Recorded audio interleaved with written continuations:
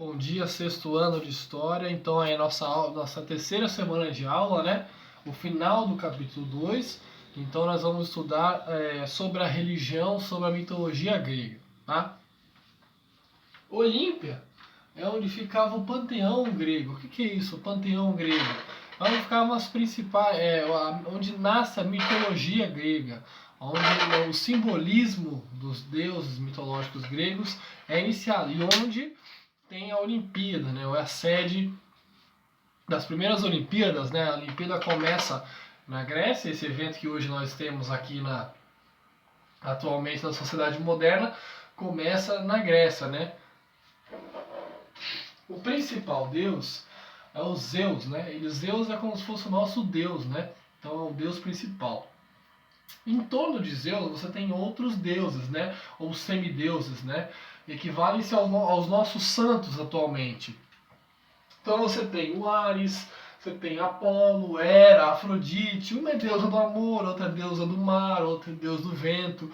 Ou seja, os gregos organizam a sua mitologia baseado nos deuses que eles observam da natureza, né? Então, o deus do vento, do fogo, do ar, do mar, do amor, né? Então, a mitologia é baseada em elementos concretos que são abstraídos, ou seja, são transformados em deuses, né? Tudo que não pode explicar era considerado Deus, um deus específico no caso, tá? Então, você tinha Zeus e os outros deuses ao redor.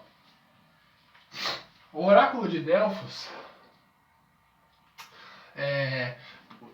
equivale-se hoje em dia às adivinhações, né, aos profetas, né? Você ia consultar um oráculo para ver sobre o seu futuro, sobre o que os deuses queriam para você. Então, o oráculo era uma pessoa da Terra, né, da localização ali social da Grécia, porém que supostamente tinham os poderes divinos, né, de entrar em contato com os deuses, né? Então era esse intermédio que principalmente a elite grega utilizava para entrar em contato, né, ou achar que estava entrando em contato com os deuses, né? Os Jogos Olímpicos começam na Grécia, a sede é em Olímpia, que fica na região do Peloponeso, né? Então, na região geográfica do Peloponeso, de onde vai sair Esparta, né? E de 4 em 4 anos eles se reorganizavam, os principais guerreiros, né? Para homenagear, oferendar as suas habilidades para um deus específico. Então, por exemplo, o deus da força, a maratona é em homenagem a deus tal.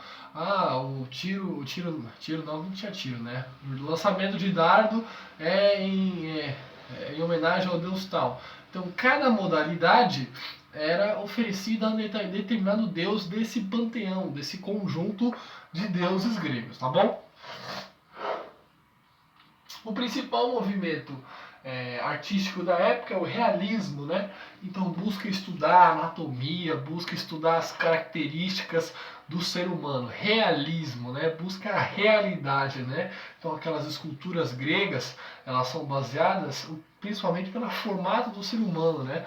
O cara vai lá, faz uma pose e o artista fica esculpindo em pedra, né? Aquela pose, né? Os músculos, as veias dessas pessoas. A produção cultural grega é a base da nossa sociedade atual. Então, quais são os primeiros pensadores, as primeiras teorias, os primeiros conhecimentos e se iniciam justamente na Grécia. Então, você tem lá a Ilíada e a Odisseia, é o primeiro documento histórico. Então é quando o Homero, que é o historiador, ele começa a escrever a história e dentro dessa história tem os relatos da Guerra de Troia, né? O cavalo de Troia. O que foi o cavalo de Troia? Deixaram um cavalo de presente em Troia. Todo mundo já deve ter visto esse filme ou vai ver. Ou filme, ou vídeo, alguma referência a um jogo. Deixaram um cavalo na frente de Troia, falando que era um presente. Eles abriram os portões da cidade, colocaram o cavalo para dentro, um cavalo gigante. E durante a noite os soldados saíram desse cavalo, atacaram, destruíram Troia, né? Então o Homero ele vai relatar essa batalha, essa epopeia, e esse vai ser o primeiro documento histórico da época, né? A Odisseia, a Ilíada e a Odisseia. Platão e Aristóteles, Tales de Mileto e Pitágoras são vários pensadores da Grécia que fundam as disciplinas atuais. Por exemplo, Pitágoras e o Tales de Mileto são fundamentais para matemática, que vocês têm com a Priscila, para geometria, que vocês vão ter no futuro. Não sei se vocês têm geometria, acho que já vão começar a ter. Platão e Aristóteles são fundamentais para a filosofia, sociologia, para a história.